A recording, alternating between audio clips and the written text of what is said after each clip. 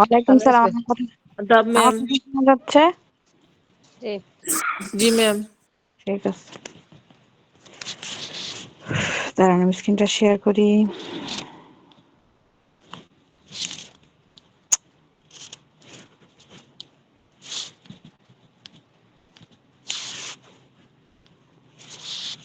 পরীক্ষা কেমন হচ্ছে আপনাদের?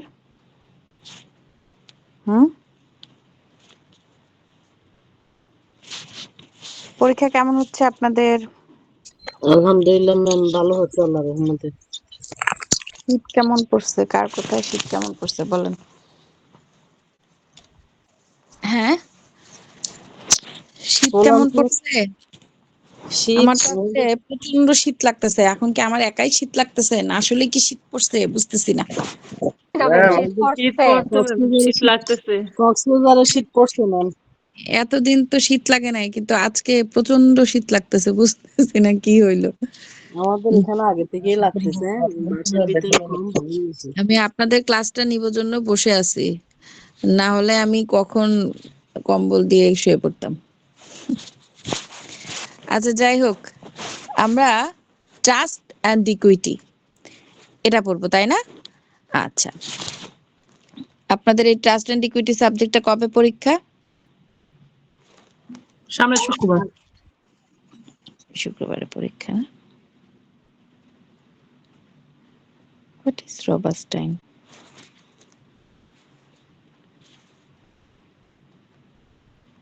আচ্ছা, লেখাগুলো একটু কেমন যেন লাগতেছে না? জি ম্যাডাম। জি ম্যাম, ঠিক তো না। এরকম কেন রবাস্টাইন এসে? আচ্ছা আমি আবার ই করি, হ্যাঁ এবার দেখেন তো ঠিক আছে না? ঠিক আছে। আচ্ছা ঠিক আছে। জি ম্যাম। আচ্ছা তাহলে ট্রাস্ট টাইম, হ্যাঁ প্রথম আমাদের যে প্রশ্নটা সেটা হচ্ছে, আচ্ছা আজকে একটু দ্রুত টানার চেষ্টা করব, ট্রাস্ট অ্যান্ড ইকুইটি একসাথে টানার চেষ্টা করব, ঠিক আছে? আচ্ছা তাহলে আজকে প্রথমে যে বিষয়টা নিয়ে আলোচনা করব সেটা হচ্ছে ট্রাস্ট টাইম। ট্রাস্ট আইন জিনিসটা কি? ট্রাস্ট কথাটার অর্থ কি? বিশ্বাস, বিশ্বাসের আইন। আসলে কি এটা বিশ্বাসের আইন বলেন? হুম, অবশ্যই আইন জিনিসটা আমাদের বিশ্বাসেরই, তাই না? বিশ্বাস করেই আমাদেরকে কি করতে হবে? আমরা আমরা কখন আইনের দ্বারস্থ হই বলেন? যখন আমরা কোনো মানে আমাদের যে কাছের মানুষ যারা থাকে, অর্থাৎ সাধারণ মানুষের কাছ থেকে যখন আমরা সাহায্য পাবো না, সাহায্যের হাত যখন আমাদের বন্ধ হয়ে যায়, হ্যাঁ, বা ভরসার হাতটা যখন বন্ধ হয়ে যায়, তখনই কিন্তু আমরা আইনের দ্বারস্থ হই, ঠিক কিনা? তাইলে ট্রাস্টটাকে একদিক থেকে আপনার কি বিশ্বাসের আইনই বলা যায়। তারপরে আমরা যদি এটাকে ভালো মতো একটু ডিক্লেয়ার করি, ট্রাস্ট হলো একটি আইনগত সম্পর্ক। কি? একটি আইনগত সম্পর্ক যেখানে একজন ব্যক্তি থাকে, তাকে ট্রাস্টি বলা হয়। অর্থাৎ যে ব্যক্তি আর কি ট্রাস্টটা, আচ্ছা আমরা কিছু এনজিও দেখি না? হুম, এনজিও তারা আপনার কি করে? সাহায্য করে গরিব যারা থাকে, ক্ষুদ্র লোন দিতে তারা সাহায্য করে। আচ্ছা এটা কি আপনাদের কাছে মনে হয় যে তারা নিজে থেকে টাকাটা দেয়? এই টাকাগুলো তারা কোত্থেকে পায় জানেন? হুম, সংস্থা থেকে। অনেক সময় ব্যাংক থেকে পায়, আবার অনেক সময় ওই যে দান করেন অনেকে ট্রাস্টে, হ্যাঁ, যা মনে করেন সাধারণত ব্যবসায়িক যারা আর কি, ঠিক আছে? আর বিশেষ করে এনজিও গুলা মূলত কাজ করে আপনার হচ্ছে কালো টাকা, যেটা ব্ল্যাক মানিটাকে হোয়াইট করার জন্য মূলত তারা কাজ করে থাকে। তো এই যে বিষয়গুলো, এইগুলা হচ্ছে আপনার ট্রাস্টের বিষয়। তাহলে ট্রাস্ট হলো একটা আইনগত সম্পর্ক যেখানে একজন ব্যক্তি থাকে যাকে ট্রাস্টি বলা হয়, এবং অপর এক ব্যক্তি বা গোষ্ঠীর সুবিধাভোগী কল্যাণে সম্পত্তির ধারণ এবং ব্যবস্থাপনায় দায়িত্ব গ্রহণ করে, ঠিক আছে? আচ্ছা তাহলে এখানে ট্রাস্ট মানে হচ্ছে একটা আইনগত সম্পর্ক, হ্যাঁ, যেই জায়গায় একজন ব্যক্তি অন্য আরেকজন ব্যক্তি অথবা কোনো একটা জনগোষ্ঠীর সাথে একটা সম্পর্ক তৈরি করে, সেটা সম্পত্তি দিয়ে হোক বা অন্য কোনো ভাবেই হোক, ঠিক আছে? মানে কি করে? একটা সম্পর্ক স্থাপন করে, এবং যে এই সম্পর্কটা স্থাপন করে তাকে মূলত বলা হয় ট্রাস্টি। ওকে, ম্যাডাম বিভিন্ন প্রতিষ্ঠানও এরকম করে না? প্রতিষ্ঠানের হ্যাঁ মাধ্যমে। হ্যাঁ হ্যাঁ, অনেক প্রতিষ্ঠানও করে, অবশ্যই করে, ঠিক আছে? আচ্ছা তাহলে 1882 সালে ভারতীয় ট্রাস্ট আইন অনুযায়ী ট্রাস্ট হলো কি এমন একটা বাধ্যবাধকতা যা কোনো ব্যক্তি অপর আরেক ব্যক্তির উপকারার্থে কোনো সম্পত্তি ধারণ করে এবং সেই সম্পত্তি ব্যবস্থাপনার জন্য নির্দিষ্ট নিয়মে কাজ করে। তাহলে কি বললাম? ট্রাস্ট হচ্ছে এমন একটা বাধ্যবাধকতার সম্পর্ক যেটা কিনা আপনার কি অপর আরেক ব্যক্তির উপকারার্থে মানে উপকারে আসে, ঠিক আছে, উপকারে আসে কোনো সম্পত্তি ধারণ করে, উপকারে এসে কোনো সম্পত্তিটাকে ধারণ করে এবং সেই সম্পত্তি ব্যবস্থাপনার জন্য নির্দিষ্ট নিয়মে কাজ করে থাকে। এই হচ্ছে ব্যাপার।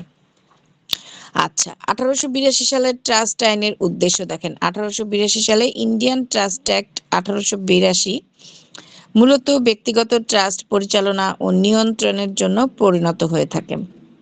প্রণীত হয় এবং এই আইনের উদ্দেশ্যগুলো নিম্নরূপ। আচ্ছা, তাহলে 1882 সালে আপনার ট্রাস্ট আইনটা গঠন হয়। এটা মূলত ভারতীয় ট্রাস্ট আইন, ঠিক আছে।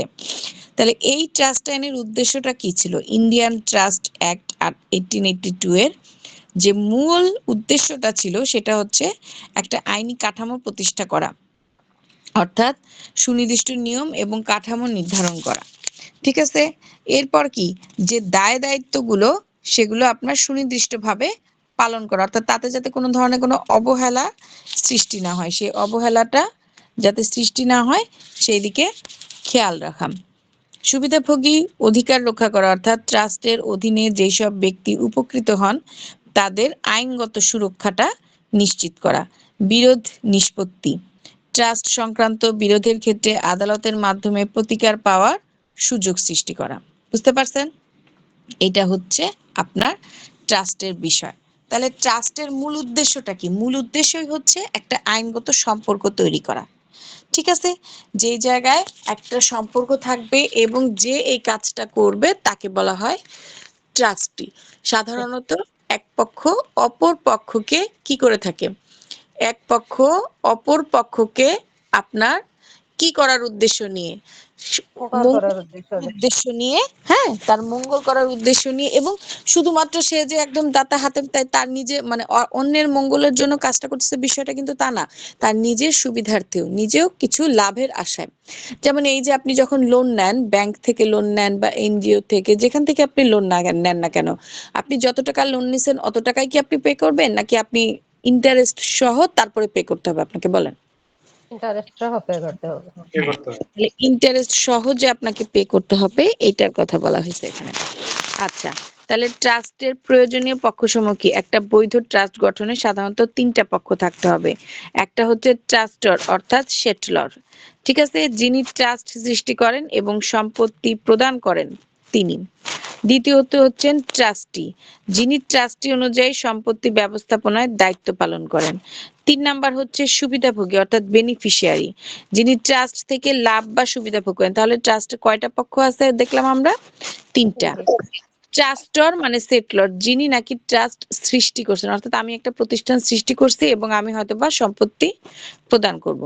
ট্রাস্টি, যিনি ট্রাস্ট অনুযায়ী সম্পত্তি ব্যবস্থাপনার দায়িত্ব পালন করে। যে ধরেন আমি আমার সম্পত্তিটা দিছি কোনো দুস্থ গরিবকে সাহায্য করার জন্য, ঠিক আছে, বা কোনো মসজিদ মাদ্রাসা অথবা ধরেন কোনো একটা সমাজমূলক কাজ স্থাপন করার জন্য আমি হয়তোবা আমার সম্পত্তিটা দিছি।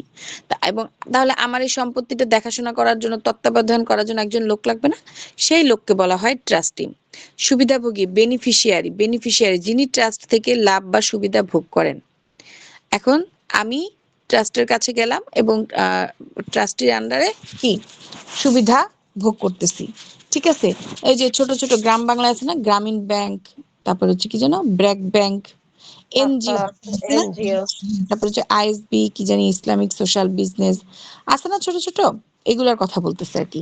তাহলে এইটা দান করতেছে একজন, যে সেটলর বা ট্রাস্টর, সে কি করতেছে? সে দান করতেছে সম্পত্তিটা। আর তার সেই সম্পত্তিটা দেখাশোনা অর্থাৎ সঠিক জায়গায় খরচ করতেছে, লাভ করতেছে, সেইটা যে দেখাশোনা করতেছে তার নাম হচ্ছে ট্রাস্টি, ঠিক আছে। আর সুবিধাভোগী অর্থাৎ বেনিফিশিয়ারি, যিনি বেনিফিশিয়ারি মানে হচ্ছে সাহায্য নিচ্ছে। ক্লিয়ার? বুঝতে পারছেন? এবার আসেন দেখি, যদি কেউ ট্রাস্টটা ভঙ্গ করে তার প্রতিকারগুলো কি কি। দেখেন, যদি কেউ ট্রাস্ট তার দায়িত্ব যথাযথ পালন না করে, অর্থাৎ এটা মূলত ট্রাস্টির কথা বলতেছে। আমি ধরেন সম্পত্তি আপনাকে দায়িত্ব দিছি দেখাশোনা করার, আপনি যদি সঠিকভাবে দেখাশোনা না করেন তাহলে সেই ক্ষেত্রে সেটার দায়িত্বর কথা বলা হয়েছে। তাহলে সেই ক্ষেত্রে আপনার সেটার প্রতিকারগুলো কি কি হবে দেখেন। পালন না করেন এবং বিশ্বাস ভঙ্গ করেন তাহলে তার নিম্নোক্ত প্রতিকার আদালতের মাধ্যমে তার বিরুদ্ধে হস্তক্ষেপ গ্রহণ করা হবে। ঠিক আছে? এবং ট্রাস্টির বিরুদ্ধে আদালতের মাধ্যমে ব্যবস্থা গ্রহণের পরে সেটা প্রয়োজনে অপসারণের আদেশও দেওয়া যেতে পারে, অর্থাৎ তাকে যাতে এই ট্রাস্ট থেকে বের করে দেওয়া হয়, ঠিক আছে, দায়িত্ব থেকে, সেটার অবসানের কথা বলা যাবে। এবং তার মাধ্যমে যে ক্ষতিগুলো কোম্পানি বহন করছে সেই ক্ষতিপূরণের টাকাটা তাকে ফেরত দিতে বলা হবে। হ্যাঁ, বিশ্বাস ভঙ্গের মামলা, ট্রাস্টি বিশ্বাস ভঙ্গ যদি করা যায় প্রয়োজনে ফৌজদারি মামলা করা যাবে। ঠিক আছে, ফৌজদারি দেওয়ানি যে কোনো মামলায় আর কি করা যাবে আর কি, এটাই বলা হয়েছে। বিশেষ নির্দেশনায় আবেদন, আদালতের মাধ্যমে ট্রাস্ট পরিচালনার জন্য নির্দিষ্ট দিক নির্দেশনা চাওয়া যাবে। অর্থাৎ কি বলা হয়েছে, আদালতের মাধ্যমে যদি কোনো ট্রাস্ট পরিচালনা করা হয় তাহলে সেটার জন্য নির্দিষ্ট দিক নির্দেশনা দেওয়া যাবে। এই হচ্ছে ব্যাপার। তাহলে ট্রাস্ট হচ্ছে একটা গুরুত্বপূর্ণ আইনি কাঠামো যা ব্যক্তি বা গোষ্ঠীর কল্যাণে সম্পত্তির সঠিক ব্যবহারটাকে নিশ্চিত করে। এবং 1882 সালে ট্রাস্ট আইন এই কাঠামোকে আইনি ভিত্তি প্রদান করে। ট্রাস্টর, ট্রাস্টি ও সুবিধাভোগী এই তিন পক্ষের মধ্যে সম্পর্ক নির্ভর করে আস্থা ও দায়িত্বশীলতার উপর। আইন অনুযায়ী প্রতিকার পাওয়ার সুযোগ থাকায় ট্রাস্টের যে স্বচ্ছতা এবং কার্যকারিতা, এই কার্যকারিতা বজায় রাখাই হচ্ছে ট্রাস্টের মূল বক্তব্য। তাহলে আমরা ট্রাস্টের মূল বক্তব্য কি বুঝলাম? ট্রাস্টের মূল বক্তব্য হচ্ছে যে এই যে ট্রাস্টের মধ্যে তিনটা পক্ষ থাকবে, এই তিন পক্ষ যাতে সঠিকভাবে তাদের অধিকার এবং কর্তব্যটা আদায় এবং গ্রহণ করতে পারে, সেইটার একটা কি নিয়ম নীতি বা রুলস রেগুলেশন যেটা, সেইটাই ট্রাস্টটা বা ট্রাস্ট আইন যেটাই বলেন সেটা নির্ধারণ করে থাকে। এবার বুঝতে পারছেন? আশা করি বুঝতে পারছেন। আচ্ছা, এরপরে কি বলা হয়েছে ট্রাস্ট আইনে 6 ধারা অনুযায়ী ট্রাস্টের 3টি আবশ্যকীয়, এই যে অলরেডি আমি বলে দিচ্ছি 3টি আবশ্যকীয় কি কি বিষয় থাকতে হবে। যেমন এই যে দেখেন, ট্রাস্ট সৃষ্টির জন্য প্রতিষ্ঠার জন্য স্পষ্ট এবং দৃঢ় ইচ্ছা থাকতে হবে আপনার। আপনি মুখে বলতেছেন যে আমি আমার সম্পত্তি ট্রাস্টের আন্ডারে দান করব, ট্রাস্ট করে দিব, মুখে বললেই তো হবে না। মুখে তো মানুষ কত কথাই বলে, মুখে মানুষ চাঁদেও জায়গা বিক্রি করে, জায়গা কিনে জায়গা বিক্রি করে, বাস্তবে কয়জন করে বলেন? হ্যাঁ, মুখে আমি কত কথাই তো বলি, আমি এটা করব, আমি সেটা করব, আমি কত মানে এই মালিক এই কোম্পানি দিব, ওই কোম্পানি দিব, কত কথাই তো বলে, এই মানুষকে সাহায্য করবো, ওই মানুষকে সাহায্য করবো, কিন্তু বাস্তবে কয়জন করে, তাই না? তাহলে ট্রাস্টের প্রথম এবং প্রধান যে বিষয়টা সেটা হচ্ছে আপনার ট্রাস্ট সৃষ্টির জন্য বা প্রতিষ্ঠার জন্য আপনার দৃঢ় মনোভাব এবং স্পষ্ট প্রতিজ্ঞা থাকতে হবে। এক চুলও নড়া যাবে না, আপনি বলছেন মানে আপনাকে করতে হবে, এটা এক চুলও নড়া যাবে না। এবং ভাষা এমন হবে যাতে স্পষ্ট বোঝা যায় 3টা ট্রাস্ট সৃষ্টি করতে চাচ্ছেন। কি মানে আপনার ভাষা শুনে মনে হবে যে না, তিনি ট্রাস্ট সৃষ্টি করতে চাচ্ছেন। যদি ইচ্ছা অস্পষ্ট হয় তাহলে ট্রাস্ট গঠন হবে না। তার মানে আপনি যদি সঠিকভাবে না করেন তাহলে সেটা গ্রহণ হবে। যেটা আমি উদাহরণ দিলাম এটা, এই যে দেখেন, তুমি চাইলে এই টাকা ব্যয় করতে পারো, এটি ট্রাস্ট নির্দেশ করে না। এই টাকা দিয়ে তুমি গরিব ছাত্রদের জন্য একটা ট্রাস্ট তৈরি করবেই, এইটা হচ্ছে ট্রাস্ট নির্দেশ করে। তার মানে করতে পারো মানে চিন্তা করছি কিন্তু এখনো বাস্তবায়িত হই নাই, এটা ট্রাস্ট গ্রহণ করে না। বুঝছেন এবার? এই হচ্ছে ব্যাপার। ওকে, তারপরে হচ্ছে বিষয়বস্তুর সুনির্দিষ্টতা। এটা কি বলছে? ট্রাস্টে যে সম্পত্তি ব্যবহৃত হবে সেটি অবশ্যই আপনার নির্দিষ্ট হতে হবে। পরিমাণ, ধরন এবং অবস্থান পরিষ্কারভাবে উল্লেখ করতে হবে।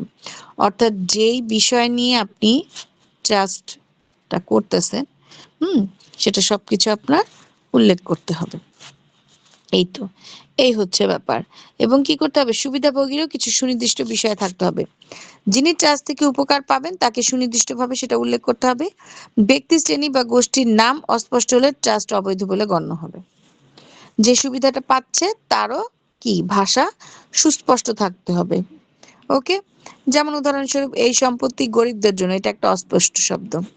আপনার সেন্টেন্সটা হইতে হবে এই সম্পত্তি ঢাকার দৃষ্টিহীন শিক্ষার্থীদের জন্য।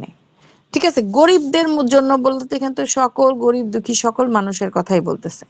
যেমন এই যে ক্ষুদ্র লোন যেগুলো থাকে গ্রামীণ ব্যাংক, তারপরে হচ্ছে কি যেন ব্র্যাক ব্যাংক, এখানে দেখবেন অনেকগুলো ছোট ছোট প্রকল্প থাকে। কিছু থাকে যে শুধুমাত্র নারীদের জন্য, মহিলাদেরকে কি যে ছোট ছোট যেমন সেলাই মেশিন টেশিন, গরু টরু মানে ব্যবসায় করার জন্য শুধুমাত্র মহিলাদের জন্য সেই লোনটা। আবার কিছু থাকে ব্যবসায়িক পারপাসে, মানে সবাই লোন নিতে পারে, এটা পুরুষ মহিলা সবাই লোন নিতে পারে। হ্যাঁ, আবার কিছু কিছু থাকে ওই যে বিদেশে মনে করেন যে যে মানে জনশক্তি যে ম্যান পাওয়ার নিয়ে পাঠাচ্ছে, বুঝছেন? এখন ধরেন বিদেশে যাইতে গেলে তো অনেক টাকার প্রয়োজন হয়, আর পুরো টাকা তো দেওয়া সম্ভব না। ওই যে কিছু ব্যাংক আছে না, ওই যে কিস্তি কিস্তি আকারে পরিশোধের একটা সুযোগ রাখে, যা বিদেশে যাওয়ার পরে কিস্তি আকারে সে টাকাটা পরিশোধ করে দিবে, এরকম আছে না? কিছুদিন কিন্তু এটা নিয়ে টিভিতেও অনেক কথাবার্তা চলছে, দেখছেন না আপনারা অনলাইনে? হ্যাঁ, তো এই যে বিষয়গুলা না, এইগুলা হইতে হবে। হ্যাঁ, মানে আপনার একটা নির্দিষ্ট থাকতে হবে। গরিব দুঃখী বললে তো মানে সবই বুঝাচ্ছে। এখন আমি কি পারপাসে লোন নিব সেটা তো আমাকে বলতে হবে। এখন আমি কি মহিলা পারপাসের জন্য লোন নিব, নাকি আমি ব্যবসায়িক পারপাসে লোন নিব, নাকি আমি ওই ম্যান পাওয়ার অর্থাৎ বিদেশে যাব সেইটার জন্য লোন নিব, এটা তো আমাকে লিখতে হবে, মানে কি বলে সেটা তো আমাকে সুস্পষ্ট করতে হবে, তাই না? এক একটা লোনের প্রকল্প অর্থাৎ এক একটা প্রকল্পের এক এক ধরনের সুযোগ সুবিধা আছে। ওকে, তো এই জিনিসগুলো আপনাকে বুঝতে হবে। তাহলে সর্বশেষ আমরা কি বললাম? 1882 সালে ট্রাস্ট আইনের 6 ধারা অনুযায়ী ট্রাস্ট গঠনের উপরে 3টি সুনির্দিষ্ট অপরিহার্য থাকতে হবে সুনির্দিষ্টতা। ইচ্ছা, বিষয়বস্তু এবং সুবিধাভোগী এই 3টি নিশ্চিত না হলে ট্রাস্ট কার্যকরভাবে গঠিত হবে না এবং সেটা আদালতে বৈধতা পাবে না। ঠিক আছে? আচ্ছা, এরপর দেখেন একজন ট্রাস্টি হিসেবে কর্তব্য কি এবং কি কি অধিকার থাকতে পারে। তাহলে ট্রাস্টি কি এটা অলরেডি আমরা বুঝে গেছি, এটা বলার কিছু নাই। কর্তব্যগুলো যেটা অলরেডি আমি বলছি, তারপর একটু বলি। যেমন সততা এবং নিষ্ঠার সাথে তাকে দায়িত্ব পালন করতে হবে, নির্দেশ মোতাবেক কাজ সম্পাদন অর্থাৎ যা যা কাজ কোম্পানি দিবে সমস্ত কাজ তাকে পালন করতে হবে ঠিকঠাক মতো। ট্রাস্টি সম্পত্তির নিরাপত্তা নিশ্চিতকরণ অর্থাৎ সম্পত্তিতে নিজের কাজের ব্যবহার না করে বা তার সুরক্ষিত বা সংরক্ষিত রাখতে হবে, এরকম বিষয়টা মাথায় রাখতে হবে। ঠিক আছে, করে তারপরে আপনার আগাইতে হবে। এই তো, আশা করি বুঝতে পারছেন, তাই এটা আমি আর আগাইলাম না। যেমন এই যে বিনিয়োগের সুবিধা, যেটা বিনিয়োগ সংক্রান্ত দায়িত্ব, ঠিক আছে, অর্থাৎ আইনসম্মত নিরাপদ ভাবে আপনি ট্রাস্টের কাছ থেকে বিনিয়োগ করতে পারবেন ট্রাস্টের আন্ডারে।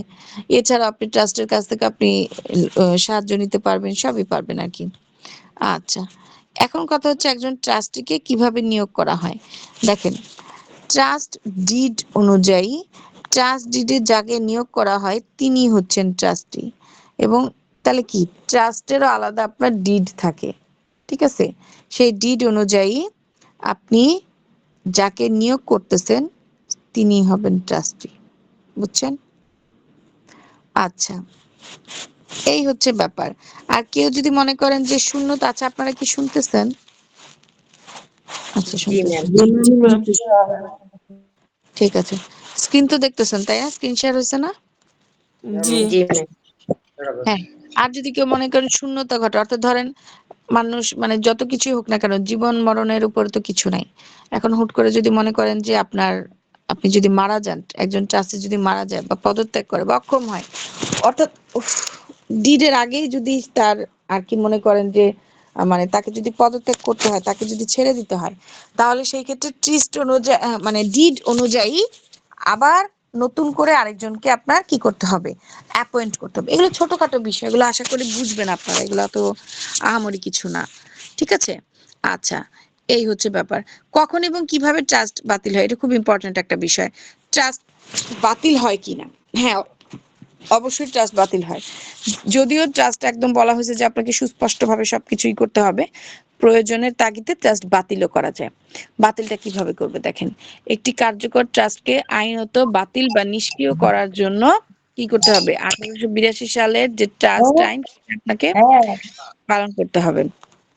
দেখেন কখন ট্রাস্ট বাতিল মিউট করেন, অর্থাৎ আপনি মিউট করেন।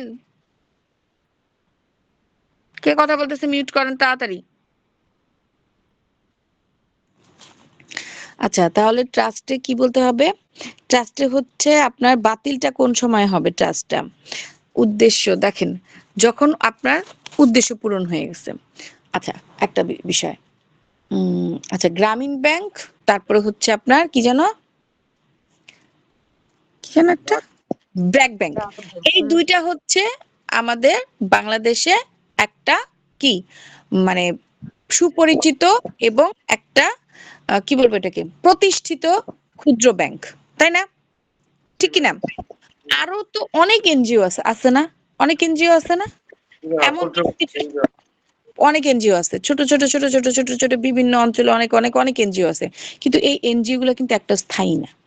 গ্রামীণ ব্যাংক এবং ব্র্যাক ব্যাংক স্থায়ী এনজিও, কিন্তু বাকি যে এনজিও গুলো আছে এগুলো কিন্তু স্থায়ী না। ঠিক আছে?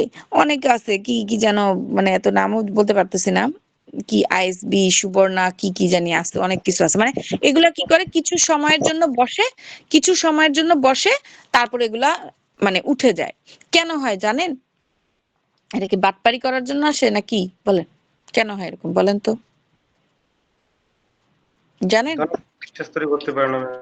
ওরা না সুবিধা ভোগ করতে পারে না সঠিকভাবে, না এই না জন্য। না, বিষয়টা তা না, বিষয়টা তা না। হ্যাঁ, আপনারা যেটা বলতেছেন সেটাও ঠিক আছে, কিন্তু এখানে মূল যে বিষয়টা আমি বুঝাইতে চাচ্ছি সেটা হচ্ছে, এখন মনে করেন ফর এক্সাম্পল, যদি সেটা ধরেন কোনো ব্যাংক থেকে, আমাদের যে প্রতিষ্ঠিত ব্যাংক, যেমন সিটি ব্যাংক, তারপরে হচ্ছে আপনার ইসলামী ব্যাংক, এরকম প্রতিষ্ঠিত ব্যাংক যদি হয় তাহলে সেক্ষেত্রে কোনো কথা থাকে না। এখন ধরেন যে মনে করেন যে কোনো একজন ব্যবসায়ী বা কেউ একজন হয়তো বা এরকম মানে ট্রাস্টেরকে সম্পত্তি ট্রাস্ট করে দিচ্ছে। এখন ধরেন সে হয়তো বা 20 কোটি টাকা দিছে, কথার কথা, বা 20 লাখ টাকা, যে আমি ছোট থেকেই বললাম 20 লাখ টাকা দিছে। এখন আপনার কাছে আছে 20 লাখ টাকা, এবং এই 20 লাখ টাকা আপনি লোন দিয়ে সুদের মাধ্যমে উঠাবেন, এটা হচ্ছে আপনাকে দেয়া হয়েছে। এই অ্যামাউন্টটা যখন শেষ হয়ে যাবে তখন আপনি কোত্থেকে লোনই করবেন, কোত্থেকে এনজিওটা চালাবেন, পারবেন? জি না। হ্যাঁ, পারবেন না, তখন তো আপনাকে বাধ্য হয়ে উঠে যাইতে হবে, উঠে যেতে হবে না? এই কারণে এনজিও গুলো কি করে, শুধু একজন ট্রাস্টের ভরসায় থাকে না, কিন্তু অনেকগুলো ট্রাস্টকে তারা করে যাতে তাদের এনজিওটা বন্ধ না হয়। বুঝতে পারছেন বিষয়টা? এই হচ্ছে ব্যাপার। এবং এই জন্য বলছি যে আপনার প্রতিষ্ঠিত যেই ট্রাস্ট গুলো আছে এগুলো বাদ দিয়ে বাকি যা যা আছে সেগুলোর কথা আমি বলছি। ওকে, তাহলে এই কারণে আপনার কি, অর্থাৎ তাদের যখন উদ্দেশ্যটা পূরণ হয়ে গেছে, তারা যেই উদ্দেশ্য বা যেই পারপাস নিয়ে বসছিল সেটা যখন পূরণ হয়ে যাচ্ছে তখন তো সেটা বাতিল হয়েই যাবে, সেটা বাতিল হয়ে যাবে না? এই হচ্ছে ব্যাপার। আচ্ছা, অসাধ্য উদ্দেশ্য, যদি ট্রাস্টের উদ্দেশ্য কোনো কারণে অসম্ভব বা অবৈধ হয়ে পড়ে, এখন ধরেন অবৈধ কোনো বিষয়, তখন তো মনে করেন যে থানা পুলিশ গিয়েই তো আপনার এনজিও ভাঙ্গা দিবে, দিবে না? বলেন, দিবে কি না? এটার কথা বলছি। অর্থাৎ একটা হচ্ছে যদি উদ্দেশ্য পূরণ হয়, যে অর্থাৎ সঠিক টাইমিং, যেই টাকা বা যেই প্রকল্প নিয়ে আমি নামছিলাম সেই প্রকল্পের যখন আমার সরাসরি মানে সঠিকভাবে সম্পূর্ণ হয়ে গেছে, সেই ক্ষেত্রে আমার এটা বাতিল করতে পারবো আমি যে কোনো মুহূর্তে। দ্বিতীয়ত হচ্ছে আমি অসৎ উদ্দেশ্য বা অসাধ্য কোনো উদ্দেশ্য, এমন কোনো উদ্দেশ্য নিয়ে আমি ট্রাস্টটা করছি যেটা নাকি মনে করেন যে আরো মানুষকে কি সাহায্য করার বদলে আরো ক্ষতিগ্রস্ত করতেছে, তাহলে এইটা হচ্ছে আপনার কি বলা হলো, বলে? সেই ক্ষেত্রে আপনার এটা বাতিলযোগ্য, সোজা কথা। স্রষ্টার অধিকার, যদি ট্রাস্ট সৃষ্টিকর্তাকে ট্রাস্ট বাতিলের অধিকার দেয়া হয়, তবে আর কি মনে করেন যে তিনি বাতিল করতে পারেন। আচ্ছা, এখানে সৃষ্টিকর্তা বলতে কিন্তু আমাদের কে বোঝানো হচ্ছে না, অর্থাৎ যে নাকি ট্রাস্টটা তৈরি করলো। আমি ট্রাস্টের মালিক, আমি এনজিওর মালিক, আমি যদি বন্ধ করে দেই তাহলে কারো কোনো আর আছে, যুক্তি আছে কথা বলার? হ্যাঁ, এখানে কিছু বিষয় আছে। এখন মনে করেন আমি মানুষের টাকা মাইরা টাইরা, আমার টাকা মারা শেষ, আমি টাকা অ্যামাউন্ট ভালো মতো উঠাই নিছি, তারপরে আসছি, আমি বলছি যাচ্ছে থাক এখন আর করবো না, সেই ক্ষেত্রে সেটা আলাদা ব্যাপার। ঠিক আছে? ম্যাম ডেস্টিনিকের মতো। হ্যাঁ হ্যাঁ, এই তো, গুড, এই হচ্ছে ব্যাপার। আচ্ছা, তাহলে এখন কথা হচ্ছে কিভাবে ট্রাস্টটা বাতিল হয়। দেখেন, ট্রাস্টটা বাতিল হবে চুক্তি অনুসারে, ডিড অনুসারে হতে পারে। এরপর হচ্ছে স্বেচ্ছায় চাইলে বাতিল করা যায়, তবে যেভাবেই হোক না কেন আদালতের সম্মতিতে এবং অর্থাৎ দুভয় পক্ষের সম্মতি হোক বা এক পক্ষের সম্মতি হোক, আদালতের মাধ্যমে কি করতে হবে, ট্রাস্টটা বা অথবা ডিড অনুযায়ী অর্থাৎ চুক্তি অনুযায়ী যে আপনার সাথে আমার ট্রাস্টটা করা হয়েছে সেটা আমার বাতিল করতে হবে। আপনি এখন বাতিল করেন বা আপনি সুবিধা নেন, যেটাই নেন না কেন। তাহলে সর্বশেষে আমরা কি আচ্ছা আরেকটু ক্লিয়ার করি। ধরেন আপনি ব্যাংক থেকে লোন নিবেন, হ্যাঁ, এখন আপনি ব্যাংক থেকে যে লোন নিবেন আপনাকে ওখানে ডকুমেন্ট সাবমিট করতে হবে না? বিনা ডকুমেন্টে কি আপনাকে লোন দিবে? না আপনার ম্যাম। চেহারা দেখে কি আপনাকে লোন দিবে? দিবে না তো। ঠিক সেরকম যেগুলো হচ্ছে আপনার ক্ষুদ্র প্রকল্প ট্রাস্টের যে বিষয়টা, এটা আপনার কি করতে হবে, অবশ্যই যথাযথ কাগজপত্র দিয়ে তারপরে আপনাকে অ্যাপ্লাই করতে হবে। ঠিক আছে, যদিও এটা ক্ষুদ্র লোন, তারপর আপনি যেখানে কাগজপত্র না দিয়ে আপনি করবেন সেটা তো হবে না, তাই না? তাহলে এই বিষয়টা অর্থাৎ উপযুক্ত আদালতের মাধ্যমেও আপনি ট্রাস্টি বাতিল করে দিতে পারেন, অথবা চুক্তি অনুযায়ী অর্থাৎ ডিড অনুযায়ী, ডিডে যদি 3 বছর লেখা থাকে তাহলে 3 বছর পরে তো আপনি আর চাইলেও পারতেছেন না, তাই না? তো বারবার কি দিচ্ছে, 2 মিনিট একটু।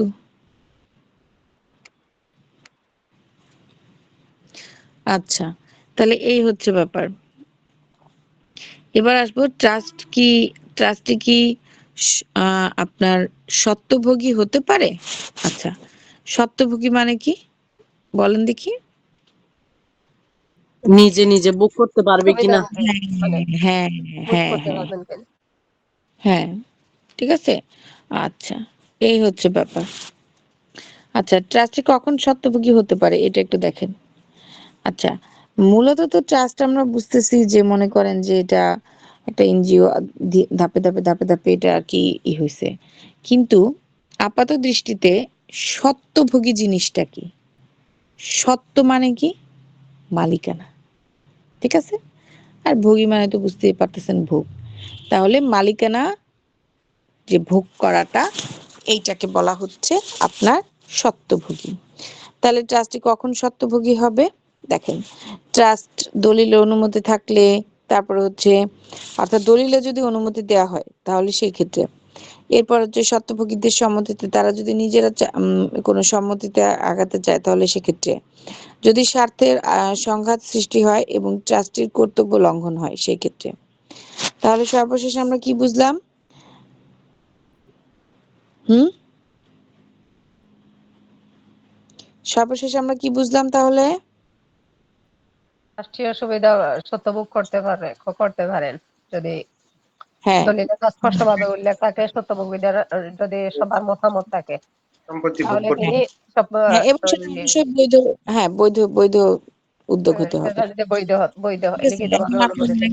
হ্যাঁ হ্যাঁ হ্যাঁ, এখন আপনি মনে করেন একটা খারাপ উদ্দেশ্য নিয়ে আপনি আসছেন করতে, তাহলে সেক্ষেত্রে এখানে তো গিল্টনেস আপনারই নাকি, সমস্যা তো আপনারই নাকি? হ্যাঁ, ইমেল ম্যাম। এটাই। আচ্ছা, এবার আসি লাভভোগী কারা, ওই সেম জিনিসই লাভভোগী কারা। দেখেন, লাভভোগী কারা মানে যে বেনিফিশিয়ারি অর্থাৎ যারা উপকার গ্রহণ করে তাদেরকে বলা হয় কি, লাভভোগী। ঠিক আছে, অর্থাৎ যখন এক বা একাধিক লাভভোগীর কল্যাণ সাধন হবে, হ্যাঁ, তখন সেই ক্ষেত্রে আপনার কি এই যে বিষয়টা বেনিফিশিয়ারি বিষয়টা গ্রহণযোগ্য।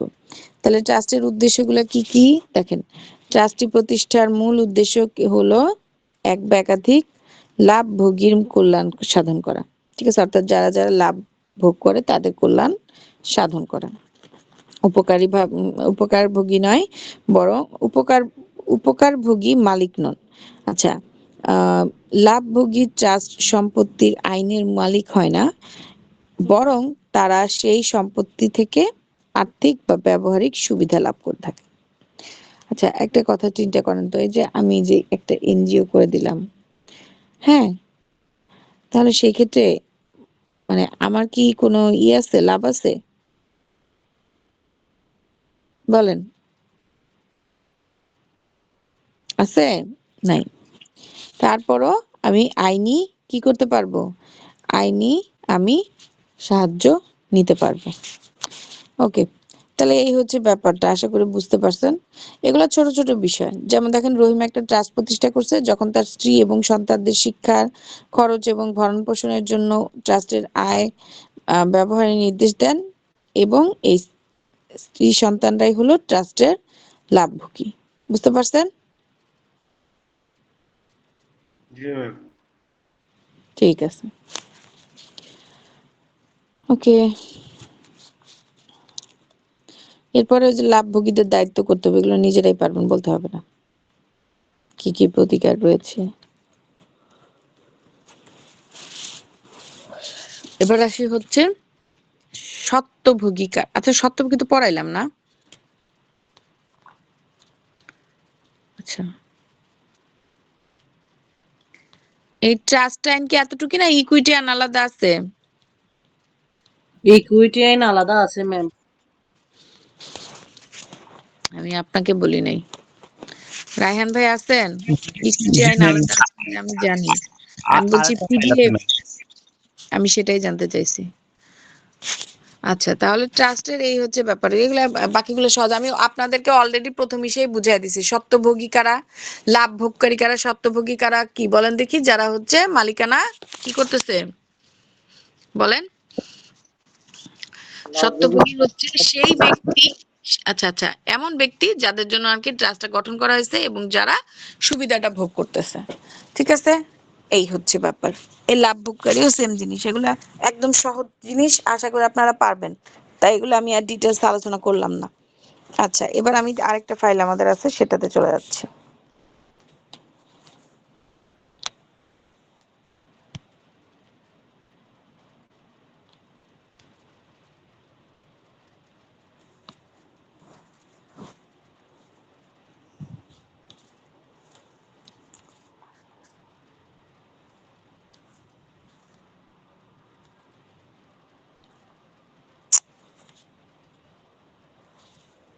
হুম, এখন দেখুন তো দেখা যাচ্ছে কিনা? না জি না ম্যাম। ম্যাডাম, একটা প্রশ্ন ছিল যে সাইপ্রেস নীতি প্রয়োগ করে সিদ্ধ করা যায়, কি এটা কি টাইপের প্রশ্ন? সাইপ্রেস নীতি প্রয়োগ করা। এটা প্রশ্নটা না দেখে বুঝবো না, কোথায় এটা? ট্রাস্টে, ট্রাস্ট আইনে? জি আপা, জি। ওটা প্রশ্নটা না দেখে বুঝবো। আচ্ছা, আমি ইকুইটিটা ধরছি, ইকুইটি শেষ করে তারপর আপনার এটা টান আচ্ছা দিই। আচ্ছা আচ্ছা, ঠিক আছে। সমস্যা নেই। এখন আগে যদি বলতেন না তাহলে ভালো হতো, আগে তো বললেন না। আচ্ছা, যাই হোক, এবার কি বলছে ইকুইটি আইন। ইকুইটি আইন জিনিসটা কি? দেখেন, ট্রাস্ট মানে আমরা কি জেনে আসছি? আইনগত সম্পর্ক, অর্থাৎ বিশ্বাসের একটা সম্পর্ক। আর ইকুইটি কি? ইকুইটি হচ্ছে ন্যায়পরায়ণতা। আশা করি ন্যায়পরায়ণতা সম্পর্কে আপনারা মোটামুটি সবাই জানেন, তাই না? আচ্ছা, তারপরে বলি ন্যায়পরায়ণতা কি জিনিস। এটা হচ্ছে আপনার একটা, মানে আমরা সাধারণত ন্যায়পরায়ণতা বলতে কি বুঝি? একটা আচরণ বা চরিত্রটার একটা অংশ বুঝি, তাই না? আচ্ছা, তাহলে আইনগত ভাষায় যদি বলি, ন্যায়পরায়ণতা বা ইকুইটি বলতে বোঝাচ্ছে এমন একটা আইনি ব্যবস্থা যেটা নাকি বিবেক, নিজস্ব মানুষের বিবেক, ঠিক আছে, ন্যায্যতা এবং সুবিচারের ভিত্তিতে গঠন করা হয়। ঠিক আছে, এটা সাধারণত কমন ল, যেটা কমন ল সীমাবদ্ধতা দূর করে একজন ব্যক্তিকে ন্যায্য প্রতিষ্ঠা প্রদান করে থাকে। ঠিক আছে, তাহলে ন্যায়পরায়ণতা কি? ন্যায়পরায়ণতা হচ্ছে আপনার এমন একটা বিষয় বা এমন একটা আইনি ব্যবস্থা যেটা নাকি বিবেক, মানুষের বিবেক, ন্যায্যতা এবং সুবিচারের ভিত্তিতে গঠন করা হয়। বুঝতে পারছেন? তাহলে ন্যায়পরায়ণতা মানে কি বোঝাচ্ছে? ন্যায়পরায়ণতা মানে বিবেকের ভিত্তিতে যে সুবিচার, সেই সুবিচারটাকে বোঝাচ্ছে। আশা করি বুঝতে পারছেন। ওকে, এরপরে কি? ইংল্যান্ডে ইকুইটি আদালতের প্রয়োজনীয়তা কেন দেখা দিয়েছিল? ইংল্যান্ডে কি বলা হয়েছে, কি কারণে আপনার ইকুইটি আদালতের প্রয়োজনীয়তা দেখা দিয়েছে? দেখেন, ইংল্যান্ডে কমন ল কোর্স ছিল দীর্ঘদিন ধরে প্রচলিত আদালতের একটা ব্যবস্থা। তবে এই আদালতে গুলোতে ছিল কি? কড়াকড়ি নিয়ম নীতি নির্ভর এবং মানবিক দিক বিবেচনার অক্ষম। ফলে ইকুইটি আদালতের প্রয়োজনীয় যে ব্যবস্থা, সেই ব্যবস্থা নেওয়া হয় যেখানে বলা হয় সাধারণ আইনের কিছু সীমাবদ্ধতা।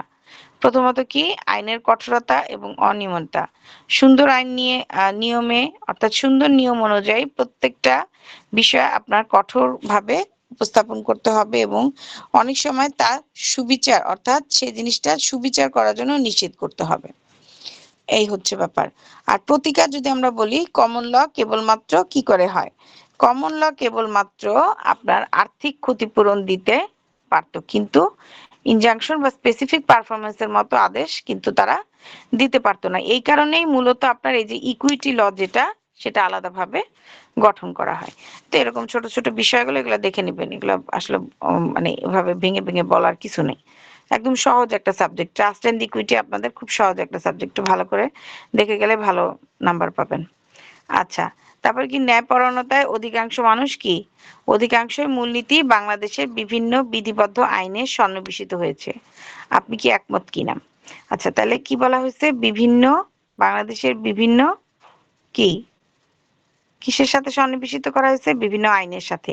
বিভিন্ন আইন বলতে নর্মাল যে বিষয়টার কথা বলে, বিধিবদ্ধ যে আইনগুলো, ঠিক আছে? যেমন আপনার ফৌজদারি কার্যবিধি, দেওয়ানি কার্যবিধি, যেগুলো আপনার বিধিবদ্ধ আইন, একটা কি নিয়ম নীতি নির্ধারণের মাধ্যমে পরিচালিত হয়। ওকে,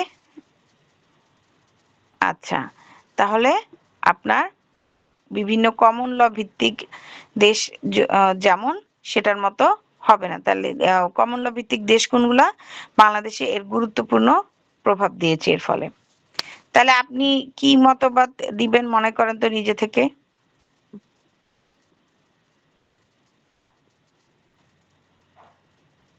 বলেন, শুনতে পাচ্ছেন আমার কথা? ক্লাসে চুপ করে থাকেন কেন? খালি একজন বা দুইজন কথা বলেন। আচ্ছা, ন্যায়পরায়ণতা ইকুইটি হচ্ছে এমন একটা আইনি ধারণা বা আইনগত কঠোরতার মধ্যে এই ন্যায্যতা বা মানবিকতার সংযোজন ঘটায়। এটা মূলত ইংল্যান্ডের চান্সেরি কোর্ট থেকে উদ্ভূত হয়েছে। অর্থাৎ এটা মূলত, এটা আসলে তাহলে আমরা কি বুঝলাম? বাংলাদেশের আইন না। এটা আমরা প্রথমে দেখছি যে ভারতীয়, না সরি, ওটা তো ট্রাস্ট আইন ছিল। তাহলে ইকুইটিটা কোত্থেকে আসছে আপনার? ইকুইটিটা হচ্ছে আপনার ইংল্যান্ডের ইংল্যান্ডের। সেন্সারি হ্যাঁ, করতে ইংল্যান্ডের, হ্যাঁ, ইংল্যান্ডে কমন ঠিক আছে। সেন্সারি করতে হ্যাঁ, হ্যাঁ, হ্যাঁ, ইংল্যান্ডের কমন ল থেকে আসছে। তাহলে এই জিনিসটা আমরা যেহেতু দেখলাম, তাহলে এটা মূলনীতি বাংলাদেশের বিধিবদ্ধ আইনে অন্তর্ভুক্ত হয়েছে। যদিও আমাদের দেশে পুরাটা আপনার ন্যায়পরায়ণতা নাই আদালতে, কিন্তু তবুও এই নীতিগুলা আইন এবং বিচার ব্যবস্থা কি করতেছে? সুস্পষ্টভাবেই প্রতিফলন করেছে। বুঝতে পারছেন বিষয়টা? এই হচ্ছে ব্যাপার।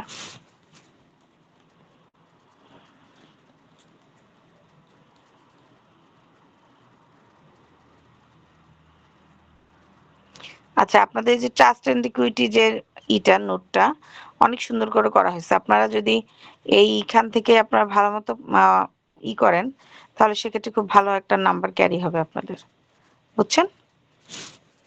আচ্ছা, তাহলে ন্যায়পরায়ণতার এখতিয়ারটাকে কি বলা হয়েছে? আচ্ছা, ন্যায়পরায়ণতার এখতিয়ার বলতে কি বুঝেন? ন্যায়পরায়ণ এখতিয়ার বলতে বলছে আদালতের ক্ষমতা। আমি প্রথমে বললাম না যে ন্যায়পরায়ণতা অনেক ধরনের হয়, কিন্তু এইখানে ন্যায়পরায়ণতা বলতে কি বুঝাচ্ছে?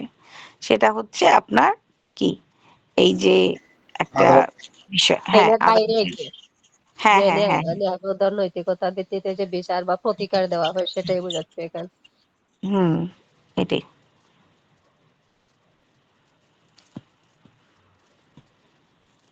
ওকে, তাহলে ন্যায়পরায়ণতার মূল বৈশিষ্ট্যগুলো কি? ন্যায়, বিবেক এবং নৈতিকতার ভিত্তিতে সিদ্ধান্ত প্রদান করা, ঠিক আছে?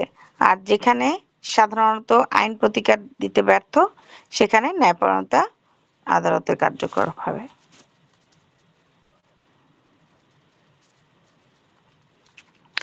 আচ্ছা,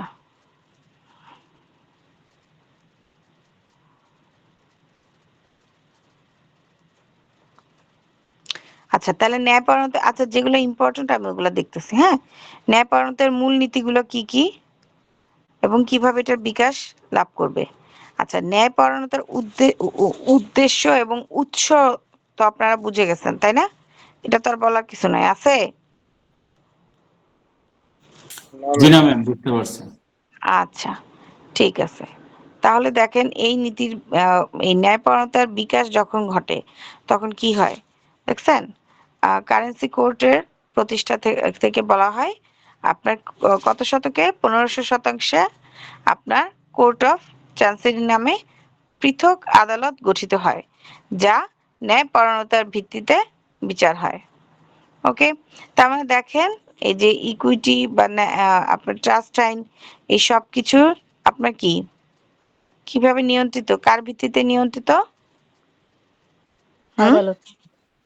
আদালতের ভিত্তিতে নিশ্চয়ই। নিয়ন্ত্রণ। এই হচ্ছে ব্যাপার। আশা করি বুঝতে পারছেন। আচ্ছা, তারপরে কি কোন নীতিগুলোর ব্যাখ্যা করতে হবে? ন্যায়পরায়ণতা আইনকে অনুসরণ করে থাকে।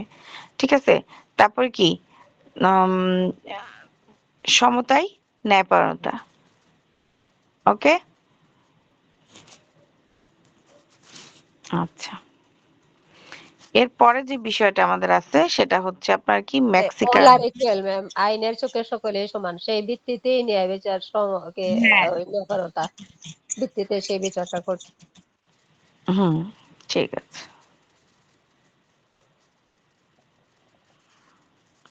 ওকে। মিস, নিষেধাজ্ঞা কি আমাদের ইয়েতে এই লতে ইকুইটিতে, হ্যাঁ হ্যাঁ এটা হ্যাঁ হ্যাঁ হ্যাঁ, এখানে। নিষেধাজ্ঞাটা? হ্যাঁ, নিষেধাজ্ঞা হচ্ছে এসআর একটা, যেটা এসআর একটার আন্ডারে স্পেসিফিক পারফরমেন্স। এটা না, না, এটা এটাতে না, দেখুন। আচ্ছা আচ্ছা। এটা হচ্ছে ন্যায়পরায়ণতার যে বিষয়টা সেটা এখানে বলা হয়েছে আর কি। আহ, ঠিক আছে, অর্থাৎ অন্যায়ের নির্দিষ্ট অন্যায়ের ক্ষতি কাছে করে। অন্যায়ের কাছে এইটার মূল কথা হচ্ছে আপনি অন্যায়ের কাছে মাথা নত করবেন না। বুঝতে পারছেন? জি। এইটি। তাহলে ইকুইটির জন্ম বা বিকাশটা কি? হুম, বলতে পারবেন ইকুইটির জন্ম এবং বিকাশ করতে হইলো? তাহলে ইকুইটির মূল লক্ষ্যই তো হচ্ছে যে আপনার সাধারণ আইনটাকে রিলিফ দেওয়া। আচ্ছা, এখানে একটা বিষয় আছে, সাধারণ আইনটাকে ধ্বংস করার উদ্দেশ্যে কিন্তু ইকুইটি অ্যান্ড ট্রাস্ট ল তৈরি হয় নাই আলাদাভাবে। ঠিক আছে, এটার উদ্দেশ্য হচ্ছে কি? এটার উদ্দেশ্য হচ্ছে আইনকে সহায়তা করা, পরিপূরক করা এবং উন্নয়ন প্রদান করা। এই হচ্ছে ব্যাপার। আশা করি বুঝতে পারছেন। ইকুইটি কিভাবে স্বয়ংসম্পূর্ণ হয়? ইকুইটি হচ্ছে আইনগত ন্যায়পরায়ণতার একটি পরিপূরক অংশ এবং প্রচলিত আইন সীমাবদ্ধতা পূরণ করতে গিয়ে এটা আপনার প্রতিষ্ঠিত হয়। এগুলো আপনারা নিজেরাই পারবেন, এগুলো আসলে বোঝানোর তেমন কিছু নাই এবং প্রশ্নটাও এখানে শেষই প্রায়। ঠিক আছে, এই যে ন্যায় বিচারে আচ্ছা মিস, নমনীয়। এই জিনিসটা যে বাংলাদেশ আদালত সমূহে ন্যায়পরায়ণতা কিভাবে কার্যকর হয়, যেটা বললেন এতক্ষণ, এটা হবে? হ্যাঁ, এটাই তো, এই যে আপনার তো প্রশ্ন দেওয়াই আছে। আচ্ছা আচ্ছা। এবং এখানে প্রত্যেকটা প্রশ্নই কিন্তু খুব ইম্পর্টেন্ট। আর যেমন একটা ম্যাডাম, যে ইংলিশ আইন ব্যবস্থায় ইহা বিকাশের বিবরণ দাও, এটা কেমন হবে? ইংলিশ আইন কি বলছেন? হ্যাঁ, ইংলিশ আইন ব্যবস্থায় ইহা বিকাশের বিবরণ দাও। হুম, এটা কি এখানে এই লেখা আছে? আমি দেখতেছি না প্রশ্নটা। এটা তাহলে ইংলিশ আইনটা, এটা যেটা করতে হবে আপনাকে, যে ইংলিশ আইনটা, সেই ইংলিশ আইনটা ছোট করে আপনাকে একটু লিখতে হবে। ঠিক আছে, যে ইংলিশ আইনে মূলত কি চাইছে, এবং পরে এই যে ইকুইটি আইন যেটা আমি এতক্ষণ ধরে বললাম আপনাদেরকে, এই জিনিসটার ছোট জাস্ট সামারিটা আপনাকে তুলে নিতে হবে যে এটা আসলে কি করতেছে। হ্যাঁ, এটার কাজটা কি, কি ধরনের বেনিফিট মানুষ পাচ্ছে, বা আদালতই বা কি ধরনের বেনিফিট তার কাছ থেকে পাচ্ছে, এটা একটা রেডি করে তারপরে আপনার দুইটাকে কম্পারিজন করতে হবে, তাহলেই অ্যান্সার পাওয়া যাবে। ঠিক আছে, ইংলিশ আইনটা সম্পর্কে একটু যদি বলতেন, দু একটা আইন। এখানে আপনাদের নোটে তো নাই ইংলিশ আইনের কথা, সেটা আপনারা আপনি শীত থেকে পড়ান, শীত থেকে পড়ান, সমস্যা নেই। আপনি অ্যাডমিনকে জিজ্ঞাসা করে নেবেন। ঠিক আছে, এখানে যা আছে সেটা বলে দিচ্ছি। আচ্ছা। আচ্ছা, তাহলে এই এই তো মূলত এটাই বললাম যে তাহলে প্রতিকার সমূহ দেখতে হবে, আইন এবং ইকুইটির কোনো সংমিশ্রণ হয়ে গেল কিনা সেদিকে দেখতে হবে। এই তো মোটামুটি এগুলো দেখলেই আপনারা যে ইকুইটির যে মূল লক্ষ্যটা সেটা আপনারা ক্লিয়ার হয়ে যাবেন। ঠিক আছে, এবং এটা যে সাধারণ আইনের সাথে আপনার একটা সীমাবদ্ধতা তৈরি করে, হ্যাঁ, সেটাও এখানে একদম সুস্পষ্ট ক্লিয়ার। আশা করি আর কোনো সমস্যা নাই, তাই না? জি ম্যাম। ম্যাম একটা কথা বলি, মূলত এখানে ইংলিশ আইন বলতে মানে ইংল্যান্ডের সাধারণ আইন, যেটা আপনি একটা কমন ল, সেটাকে মানে বলা হচ্ছে, তাই না? এখানে প্রশ্নটা একটু ঘোরানো আসতে পারে, ইংল্যান্ডের সাধারণ আইন অথবা ইংলিশ আইন বিভিন্ন ভাবে আসতে পারে, কিন্তু উত্তরটা আপনি যেটা দিয়েছেন সেটাই লিখবো। সেম সেম উত্তর, আপনাকে একটু টেকনিক্যাল করে লিখতে হবে। এটা যে ভূমিকাটা আছে না, ভূমিকায় আপনি যে প্রশ্ন চাইছে সেই প্রশ্নের উত্তরটা ওইটুকু দিয়ে দিবেন। ঠিক আছে, এই তো। হ্যাঁ হ্যাঁ, জি ধন্যবাদ। আচ্ছা, ঠিক আছে, তাহলে ভালো থাকেন সবাই এবং ভালো মতো পরীক্ষা দিন। ঠিক আছে? আচ্ছা তাহলে এখানে রাখতেছি। জি ম্যাম। আল্লাহ হাফেজ। জি ম্যাম, ধন্যবাদ ম্যাম। ধন্যবাদ।